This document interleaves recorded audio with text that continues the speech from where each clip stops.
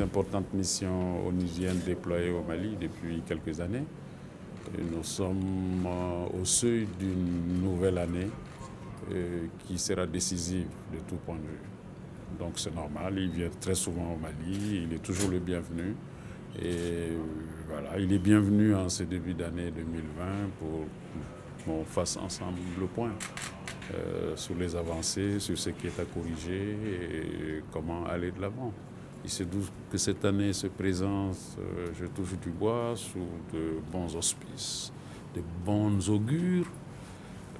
Nous avons eu le dialogue national, nous avons eu un CSA historique, nous avons des projets importants de déploiement des forces à Kidal et dans tout le nord.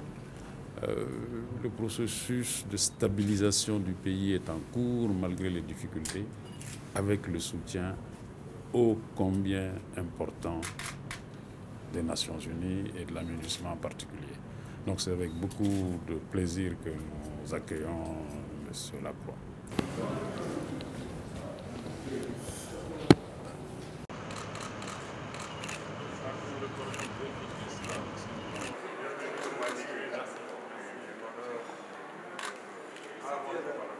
J'ai eu l'avantage d'être reçu par M.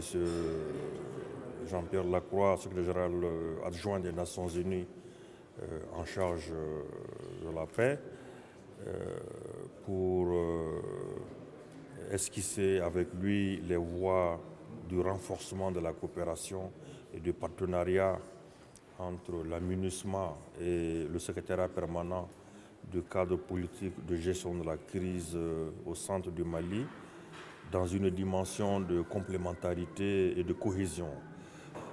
Pour ma part, j'ai eu l'avantage de lui expliquer la nouvelle détermination du gouvernement à mettre en place le cadre politique, les instruments nouveaux mis en place, la stratégie nouvelle de refondation de l'État, de nouvelle gouvernance, le redéploiement de l'administration des services sociaux de base, mais aussi notre engagement à faire en sorte que les besoins des populations soient pris en compte et en nous basant sur les valeurs traditionnelles de paix, de cohésion que nous connaissons dans notre pays.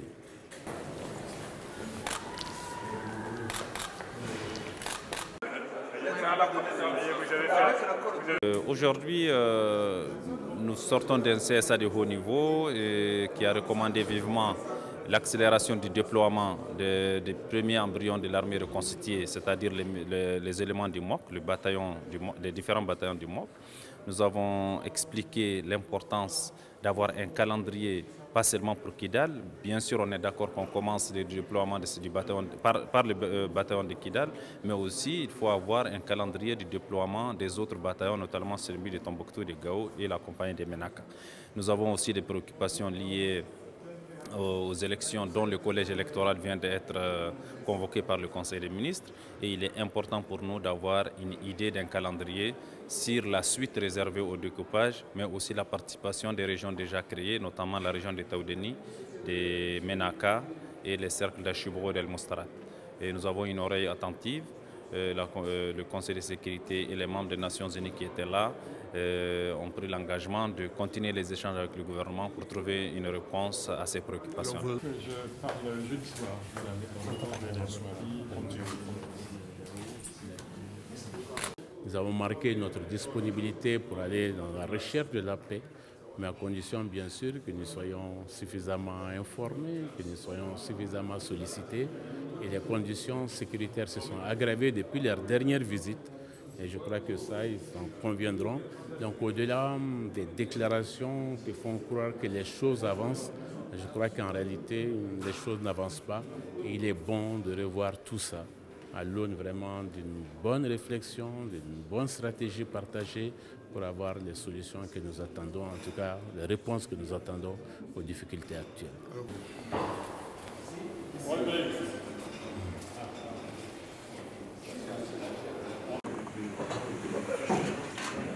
Nous avons échangé avec M. Lacroix sur principalement les résolutions du dialogue politique inclusif et la tenue prochaine des élections législatives dans les pays.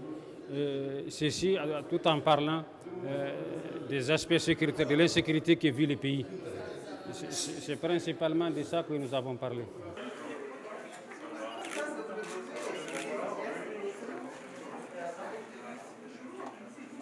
Nous avons d'abord félicité M. Lacroix par rapport au soutien que l'ONU nous fait au Mali ici depuis cette crise, mais aussi particulièrement lui-même pour son engagement pour le Mali.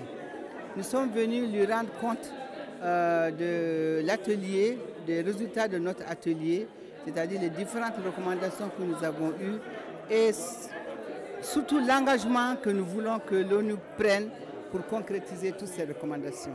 Voilà l'objet de notre rencontre d'aujourd'hui. Nous travaillons avec les autorités, avec le gouvernement, c'est logique, c'est normal, mais nous écoutons aussi ce qu'ont à dire des partis d'opposition, de même que nous écoutons la société civile, nous écoutons tous les partenaires. Et je peux dire qu'au Mali, et ce n'est pas quelque chose qui date d'hier, il y a toujours eu un débat très vif, très riche, très fourni. Je pense que c'est en soi, même si le pays connaît des difficultés et des défis, c'est en soi quelque chose qui est positif.